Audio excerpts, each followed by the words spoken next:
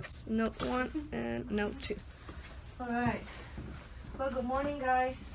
Thank you for coming. I know I grabbed some of you guys last minute, but I need to do this speech for my public communication class. So, thank you. It's going to take just a little bit of your time. So, have you guys heard about the term ADHD? Yeah. Yeah. What have you heard about it? It's mostly diagnosed in children. Like. Check. Yeah, fair. What have you heard? Same. Nice. Same here. Okay. So most of us have at least heard of the term ADHD, and I can guarantee that most of you guys know either someone with ADHD or the parents of someone with ADHD. Like you, my son, he's 8 years old, and he was just diagnosed with ADHD. And as a parent, that was such a struggle, because at first you don't know what you're dealing with. So until you have that diagnosis, you're just out of the blue. You don't know what's going on with your kid. You don't know what you're doing wrong. You don't know how to help them, pretty much. So, and then in my son, it was even worse, because he was treated for anxiety and depression.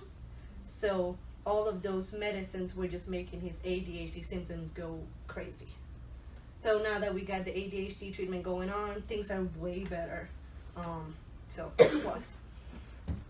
So my purpose talking to you guys about ADHD is just spreading out some knowledge, so that way you know, and you can help other parents, or whenever you guys become parents, you can identify some of the symptoms and stuff like that.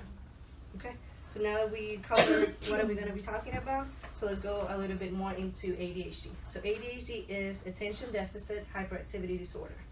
So it's a chronic condition. There's no cure for it, and like you said, it's mostly diagnosed in kids. It normally start being diagnosed in kids when they're 6 years old, but the symptoms can develop in adults as well. So the categories of ADHD. ADHD is categorized in 3 different categories. The first one is the inattentive type. That type is most common in girls. The second one is the hyperactive type, and then combined. Combined is the most common one. Which one is in boys? Combined. At least in my son, he has combined. And it's a pretty interesting one, because in combined, you can see some of them, they're like bouncing on the walls for like 2 minutes, and then the next 5 minutes are just like completely spaced out. Even when they're doing something that they enjoy, like going to Peter Piper Pizza, we'll be playing video games and he's like just out, and they're like, hey, are you okay? And then he like clicks in like, oh, hey, we're gonna have fun, we're in Peter Piper Pizza, whatever. Okay, so so the categories, I got them from healthline.com. Important, I gotta mention you guys as the sources. So now that we know what are the categories, let's go into the symptoms a little bit, right? So some of the symptoms is the lack of focus. Kids or adults with ADHD, they really struggle focusing on just one task at a time. Their brain, they normally have so many impulses at the same time that they want to be maybe watching a movie, but they also want to be eating a snack, playing a video game, bouncing a ball.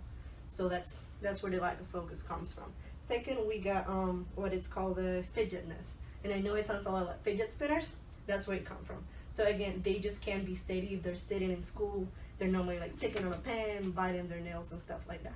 So that's why fidget spinners, I guess they're a toy, but it really helps get with ADHD. Like I've seen it with friends, I've seen it with my son, so it can really help out. It helps you calm down. It does help you calm down, like pens and stuff. I like 6 of them. Oh my god. So they tend to forget things a lot. So sometimes you will tell a kid like, hey, tie your shoelaces. 2 seconds later, they can just be staring at you like, did something happen? I told you to tie your shoelaces. And it's not that they're being disrespectful or nothing, like it's a serious symptom of the condition. Let's go to unfinished tasks. So again, their lack of focus reflects on their tasks. So if you ask them to like, hey, go fold your laundry, or go walk the dog, like they might just let the dogs out running about it, they might just not finish the laundry. And again, it's because they just can't concentrate on doing just one thing at a time. Okay? So for someone to be diagnosed with ADHD, they gotta have at least 6 of the 14 symptoms, right? And then these symptoms, they have to affect them daily for at least 6 months. So if your kid has a day that they're just maybe sad and just bum out, whatever, that's not ADHD. If it's something that you see daily and stuff like that, then that's when you gotta start worrying about it and be like, hey, this might be a red flag and you need to go talk to the pediatrician. Okay. So like I said, treatment. So about the treatments, there's 3 types of treatments, right? That is behavior therapy, and with therapy, it's very important that in children, the parents are involved. Why? Because like therapy is not going to be an everyday thing.